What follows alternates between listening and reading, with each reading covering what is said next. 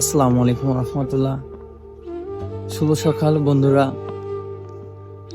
শীতের দিনে এই যে কুয়াশার মধ্যে দোকানে যাওয়া লাগতেছে খাবার কিনতে। কি পরিমাণ বরফ পড়তেছে আপনারা না দেখলে বুঝতে পারতেন না। মাইনার জ্যাকেট পরছি, তারপরেও শরীরের কন্ডিশন অনেক খারাপ।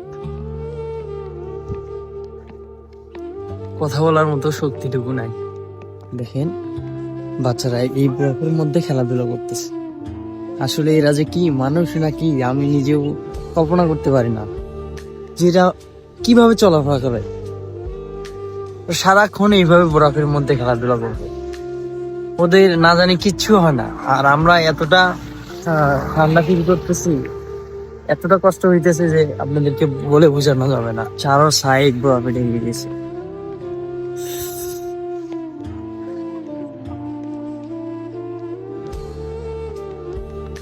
আপনারা যারা এখানে আসতে চাইতেছেন বা আসার জন্য প্রস্তুতি নিচ্ছেন, তাদেরকে আমি সতর্ক করব যে আসলে আপনারা নিজেদের সেফটি যতটুকু সম্ভব রাখার চেষ্টা করবেন সঙ্গে।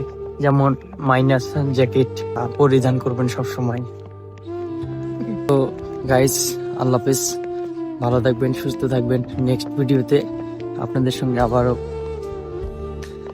দেখা হবে।